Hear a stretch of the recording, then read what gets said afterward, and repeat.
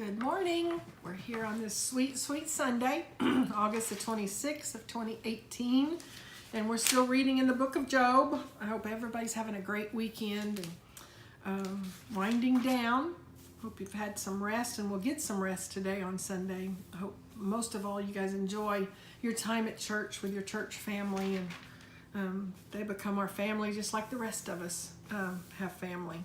But anyway, Job chapter 20, verses 22, and here we are again with those so-called friends saying all kinds of things to Job.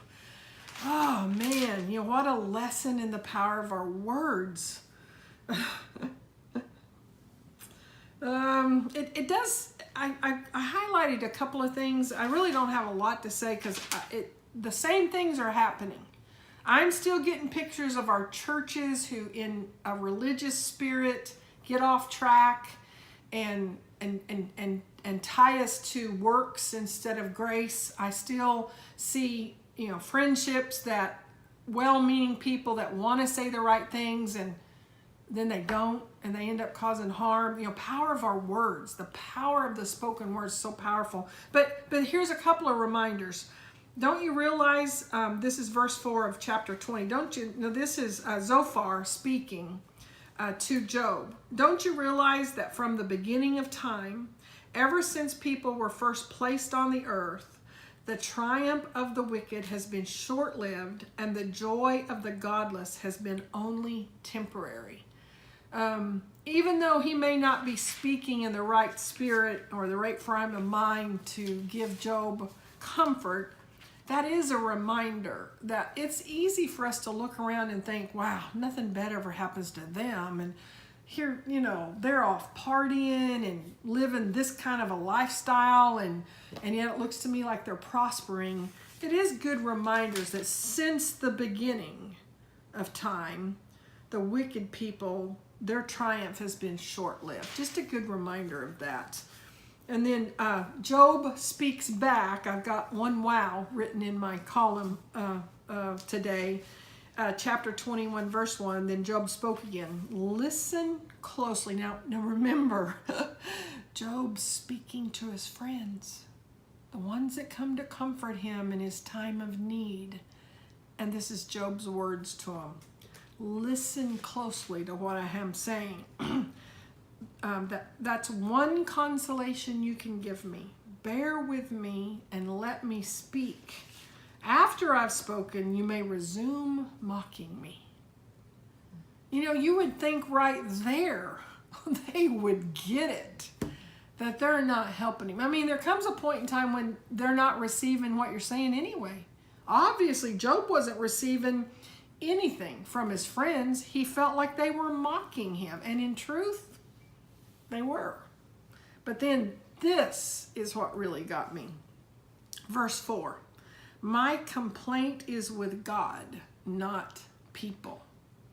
So Job was blameless. And I've read this story many times. So we're coming up towards the end of Job. We're coming up close to the time where in future days, God's going to speak.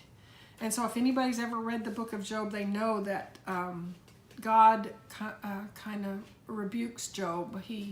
I'm not sure rebuke's the right word, but he chastised Job. And I believe this comment right here is why God ended up getting on to Job. When Job said, my complaint is with God, not with people. And again, I remind you, this is before the Lamb was slain.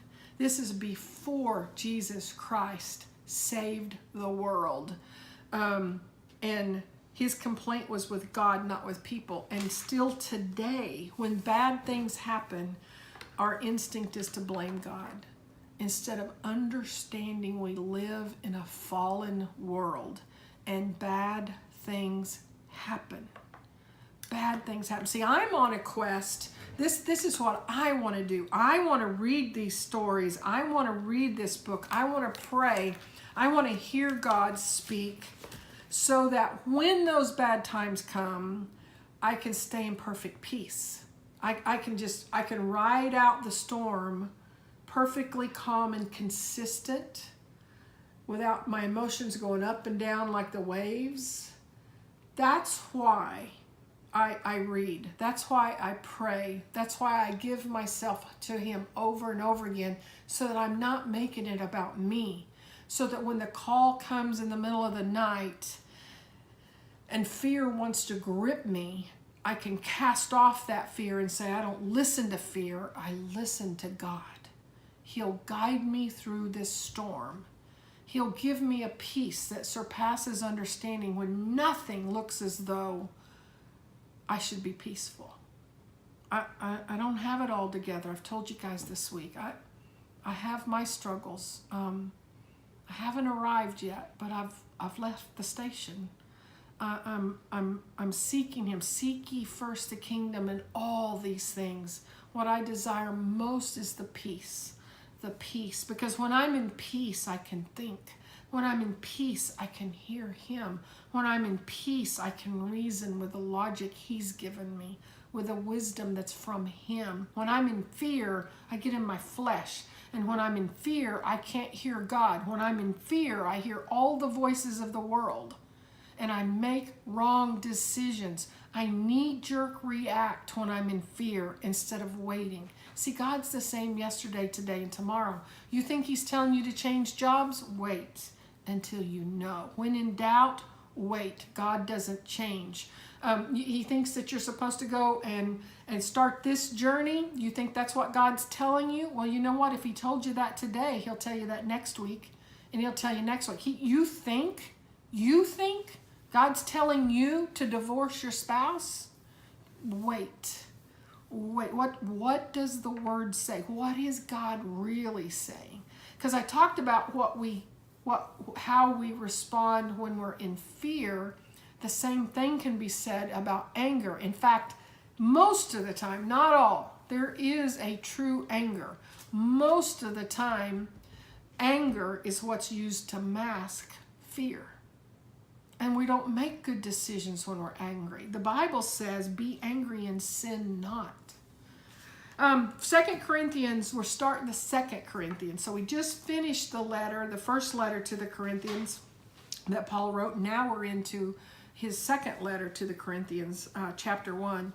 And again, in light of the events of this week and in light of things that you've been through, the things that may happen in the future, I just find these words very, very, very powerful and very, very comforting. And so I'm going to read them out loud, starting 2 Corinthians chapter 1, verse 4. He comforts us in all our troubles so that we can comfort others. Letting that sink in.